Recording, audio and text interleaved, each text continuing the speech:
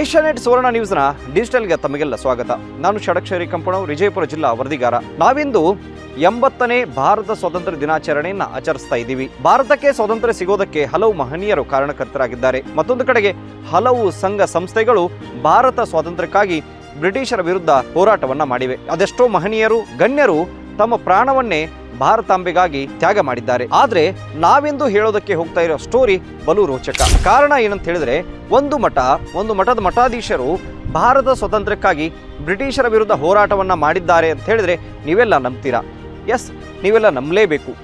ನಮ್ಮದೇ ರಾಜ್ಯದ ವಿಜಯಪುರ ಜಿಲ್ಲೆಯ ಚಡಚಣ ತಾಲೂಕಿನ ಇಂಚಗೇರಿ ಮಠ ಬ್ರಿಟಿಷರ ವಿರುದ್ಧ ಹೋರಾಟವನ್ನ ಮಾಡಿದೆ. ಭಾರತ ಸ್ವಾತಂತ್ರ್ಯಕ್ಕಾಗಿ ಇದೇ ಇಂಚಗೇರಿ ಮಠದ ಗುರುಗಳಾಗಿದ್ದ ಮಾಧವಾನಂದ ಪ್ರಭುಜಗಳು ಸಶಸ್ತ್ರವಾಗಿ ಹೋರಾಟವನ್ನು ಮಾಡಿದರು.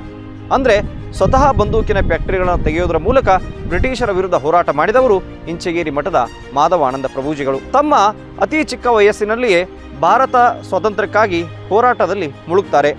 ತಮ್ಮ ಗುರುಗಳಾದ ಗಿರಿಮಲ್ಲೇಶ್ವರ ಮಹಾರಾಜರಿಂದ ಉಪದೇಶವನ್ನು ಪಡೆದು ಅವರ ನಿರ್ದೇಶನದಂತೆ ಭಾರತ ಸ್ವಾತಂತ್ರ್ಯಕ್ಕಾಗಿ ಬ್ರಿಟಿಷರ ವಿರುದ್ಧ ಹೋರಾಟಕ್ಕೆ ಇಳಿಯುತ್ತಾರೆ. ಇವರು ಹೋರಾಟಕ್ಕೆ ಇಳಿದಾಗ ಇವರ ಜೊತೆಗೆ ಸಾವಿರಾರು ಭಕ್ತರು, ಅಂದರೆ ಇಂಚಗೇರಿ ಸಂಪ್ರದಾಯಕ್ಕಾಗಿ ಶಿಷ್ಯರಾದಂಥವರು, ಇಂಚಗೇರಿ ಸಂಪ್ರದಾಯದ ಅನುಯಾಯಿಗಳಾಗಿದ್ದವರು ಎಲ್ಲರೂ ಸಹ ಈ ಒಂದು ಹೋರಾಟದಲ್ಲಿ ಪಾಲ್ಗೊಳ್ತಾರೆ.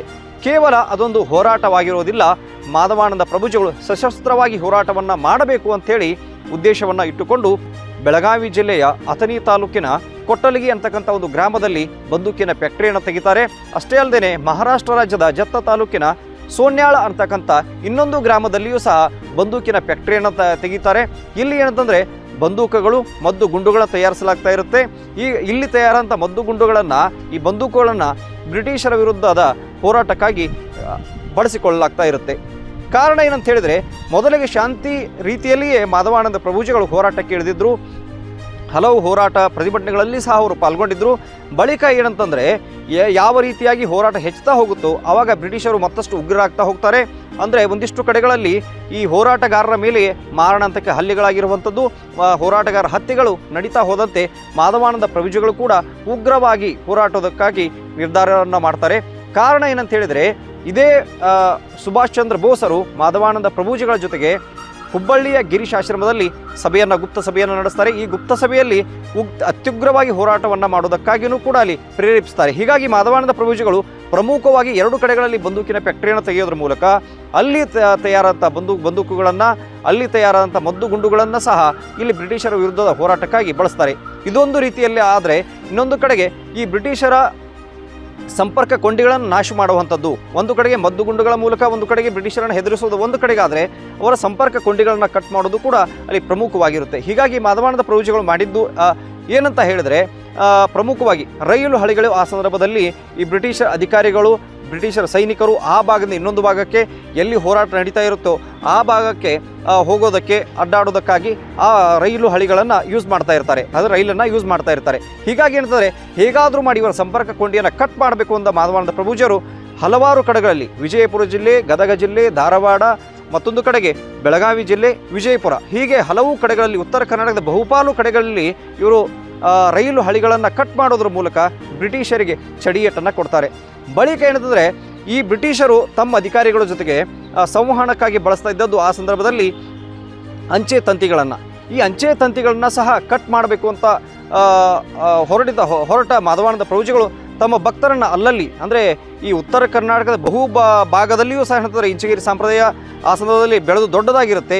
ಹೀಗಾಗಿ ಆ ಭಾಗದಲ್ಲಿ ಇರ್ತಕ್ಕಂಥ ಎಲ್ಲ ಆ ಸಂಪ್ರದಾಯದ ಭಕ್ತರನ್ನು ಒಳಗೊಂಡಂತೆ ಮಾಧವಾನಂದ ಪ್ರಭುಜಿಗಳು ಈ ಅಂಚೆ ತಂತಿಗಳನ್ನು ಕಟ್ ಮಾಡೋದರಲ್ಲಿ ನಿರತರಾಗ್ತಾರೆ. ಅಂಚೆ ತಂತಿಗಳನ್ನು ಕಟ್ ಮಾಡಿ, ಅಂದರೆ ಈ ಮೂಲಕ ಬ್ರಿಟಿಷರ ಸಂವಹನಕ್ಕೂ ದೊಡ್ಡ ಒಂದು ಏಟನ್ನು ಕೊಡ್ತಾರೆ. ಈ ಮೂಲಕ ಬ್ರಿಟಿಷರು ಹೆದರುವಂತೆ ಮಾಧವಾನಂದ ಪ್ರಭುಜಿಗಳು ಮಾಡ್ತಾರೆ. ಅಕ್ಷರಶಃ ಏನಂತಂದರೆ, ಒಂದು ಟೈಮಲ್ಲಿ ಬ್ರಿಟಿಷರು ಮಾಧವಾನಂದ ಪ್ರಭುಜಿಗಳ ಮೇಲೆ ಕಂಡಲ್ಲಿ ಗುಂಡಿಕ್ಕೋದಕ್ಕೂ ಕೂಡ ಆದೇಶವನ್ನು ಹೊರಡಿಸ್ತಾರೆ. ಇಂಥ ಸಂದರ್ಭದಲ್ಲಿ ಮಾಧವಾನಂದ ಪ್ರಭುಜಿಗಳು ಗುಪ್ತ ಸಭೆಗಳನ್ನು ಮಾಡಬೇಕಾದ ಅನಿವಾರ್ಯತೆ ಬರುತ್ತೆ. ಅಂದರೆ ಓಪನ್ ಆಗಿ ಯಾವುದೇ ಸಭೆಗಳಲ್ಲಿ ಪಾಲ್ಗೊಳ್ಳದೆ ಇದ್ರೂ ಸಹ ಗುಪ್ತ ಸಭೆಗಳನ್ನು ಮಾಡಿ ಸ್ವಾತಂತ್ರ್ಯ ಹೋರಾಟಕ್ಕಾಗಿ ಭಕ್ತರನ್ನು ಒಗ್ಗೂಡಿಸುವ ಅವಶ್ಯಕತೆ ಅವತ್ತು ಮಾಧವಾನಂದ ಪ್ರಭುಜಿಗಳಿಗಿರುತ್ತೆ.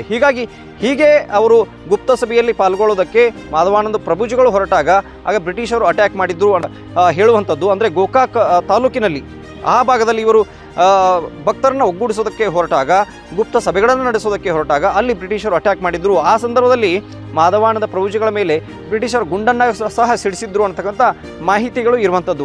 ಈ ಗುಂಡನ್ನು ಸಿಡಿಸಿದಾಗ ಅದು ಮಾಧವಾನಂದ ಪ್ರಭುಜಿಗಳಿಗೆ ತಾಗದೆ ಆ ಗುಂಡುಗಳು ಬೇರೆ ಕಡೆಗೆ ಹೋಗಿ ಹತ್ತಿದಾಗ ಅಲ್ಲಿದ್ದ ಬ್ರಿಟಿಷ್ ಅಧಿಕಾರಿಗಳು ಅದಕ್ಕೆ ನಿಬ್ಬೆರಗಾಗಿದ್ದರು. ಆದರೆ ಬಳಿಕ ಕೇವಲ ಮಾಧವಾನಂದ ಪ್ರಭುಜಿಗಳು ಒಂದು ಮಠದ ಪೀಠಾಧ್ಯಕ್ಷರು, ಒಂದು ಕಡೆಗೆ ಸ್ವತಂತ್ರ ಹೋರಾಟಗಾರ ಅಷ್ಟೇ ಅಲ್ಲದೆ ಮಾಧವಾನಂದ ಪ್ರಭುಜಿಗಳು ಭಕ್ತರ ಪಾಲಿಗೆ ನಡೆದಾಡುವ ದೇವರು ಕೂಡ ಆಗಿದ್ದರು. ಹೀಗಾಗಿ ಏನಂತಂದರೆ ಮಾಧವಾನಂದ ಪ್ರಭುಜಿಗಳಿಗೆ ಭಕ್ತರು ಈಗಲೂ ಕೂಡ ನಡೆದಾಡುವ ದೇವರು ಅಂತಾನೆ ಕರೀತಾರೆ.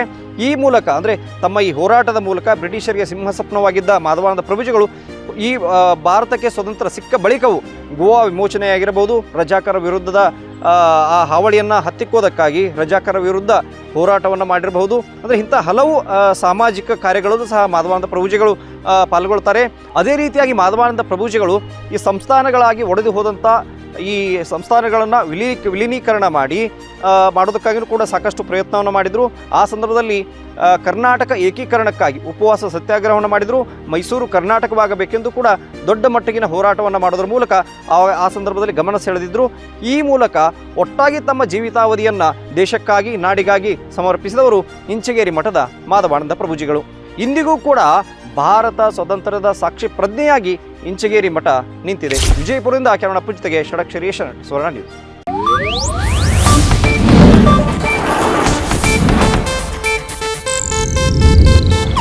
ಇದು ಏಷ್ಯಾನೆಟ್ ನ್ಯೂಸ್ ನೆಟ್ವರ್ಕ್ ಪ್ರಸ್ತುತಿ.